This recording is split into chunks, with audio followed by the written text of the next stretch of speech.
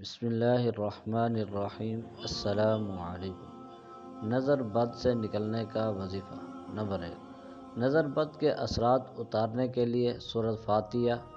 آیت الکرسی، معوذتین اور مندرجہ ذیل دعا پڑھیں۔ اعوذ بکلمات اللہ التامات من کل شیطان وہامہ ومن کل عین لامہ۔ نمبر 2،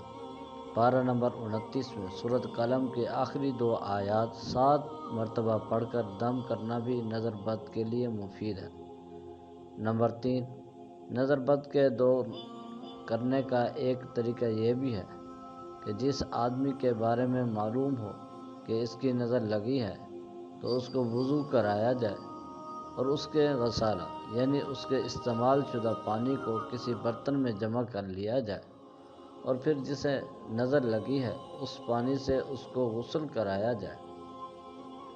جیسا کہ احادیث مبارکہ میں اس کا طریقہ مذکور ہے۔ ذیل میں مشکوٰۃ شریف سے وہ روایت اور اس کی تشریح نقل کی جاتی ہے۔ حضرت ابن عباس رضی اللہ تعالی عنہما نبی کریم صلی اللہ علیہ وآلہ وسلم سے نقل کرتے ہیں کہ آپ صلی اللہ علیہ وآلہ وسلم نے فرمایا، نظر بد حق ہے، یعنی نظر لگنا ایک حقیقت ہے۔ اگر تقدیر پر سبقت لے جانے والی کوئی چیز ہوتی تو وہ نظر ہی ہوتی، اور جب تم سے دھونے کا مطالبہ کیا جائے تو تم دھو دو، اور جب تم سے دھونے کا مطالبہ کیا جائے کا مطلب یہ ہے کہ اس وقت عرب میں یہ دستور تھا کہ جس شخص کو نظر لگتی تھی اس کے ہاتھ، پاؤں اور زیر ناف حصے کو دھو کر وہ پانی اس شخص پر ڈالتے تھے جس کو نظر لگتی تھی، اور اس چیز کو شفا کا ذریعہ سمجھتے تھے۔ اس کا سب سے ادنا فائدہ یہ ہوتا تھا کہ اس ذریعے سے مریض کا وہم دور ہو جاتا تھا۔ چنانچہ رسول کریم صلی اللہ علیہ وآلہ وسلم نے اس کی اجازت دی اور فرمایا کہ اگر تمہاری نظر کسی کو لگ جائے اور تم سے تمہارے اعضاء دھو کر مریض پر ڈالنے کا مطالبہ کیا جائے تو اس کو منظور کر لو۔ نیز دوسری روایت میں ہے، حضرت ابو امامہ رضی اللہ تعالی عنہ بن سہل بن حنیف کہتے ہیں کہ ایک دن عامر بن ربیعہ رضی اللہ تعالی عنہ نے میرے والد سہل بن حنیف رضی اللہ تعالی عنہ کو نہاتے ہوئے دیکھا تو کہنے لگے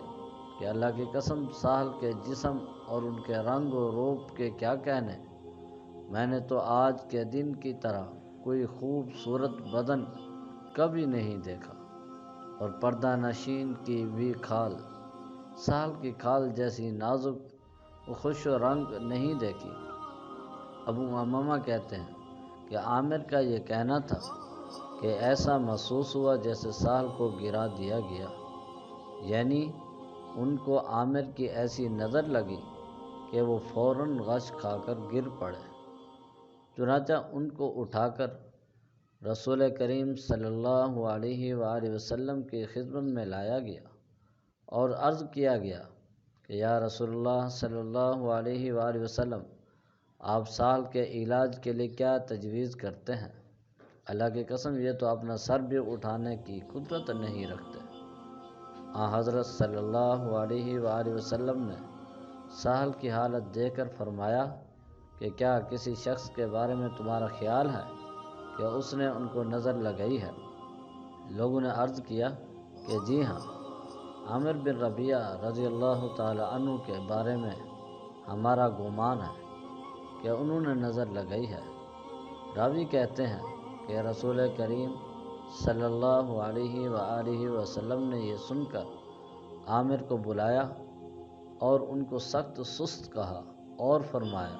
کہ تم میں سے کوئی اپنے بھائی کو کیوں مار ڈالنے کے درپے ہوتا ہے؟ تم نے سہل کو برکت کی دعا کیوں نہیں دی؟ یعنی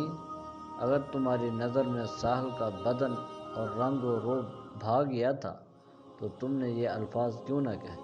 بارک اللہ علیک، تاکہ ان پر تمہاری نظر کا اثر نہ ہوتا۔ پھر آپ صلی اللہ علیہ وآلہ وسلم نے عامر کو حکم دیا کہ تم سہل کے لیے اپنے اعضاء کو دھو اور اس پانی کو اس پر ڈال دو۔ چنانچہ عامر نے ایک برتن میں اپنا منہ، ہاتھ، کونیاں، گھٹنے، دونوں پاؤں کی انگلیوں کے پورے اور زیر ناف جسم یعنی 70 اور کولوں کو دھویا۔ پھر وہ پانی جس سے عامر نے یہ تمام اعضاء دھوئے تھے سال پر ڈالا گیا۔ اس کا اثر یہ ہوا کہ سال فوراً اچھے ہو گئے اور اٹھ کر لوگوں کے ساتھ اس طرح چل پڑے جیسے ان کو کچھ ہوا ہی نہیں تھا۔ امام نووی رحمۃ اللہ علیہ کہتے ہیں کہ علماء کے نزدیک نظر لگانے والے کے وضو کی صورت یہ ہے کہ جس شخص کے بارے میں یہ تحقیق ہو کہ اس نے نظر لگائی ہے تو اس کے سامنے کسی برتن یعنی پیالہ وغیرہ میں پانی لایا جائے، اس برتن کو زمین پر نہ رکھا جائے، پھر نظر لگانے والا اس برتن میں سے ایک چلو پانی لے کر کلی کرے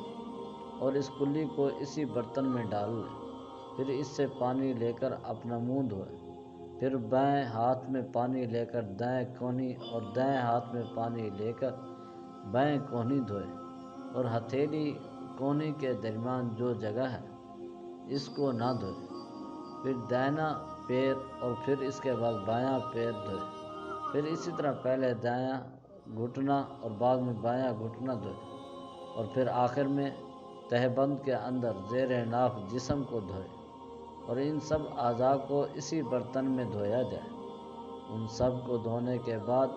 اس پانی کو نظر زادہ کے اوپر اس کی پشت کی طرف سے سر پر ڈال کر بہا دے فقط، واللہ اعلم۔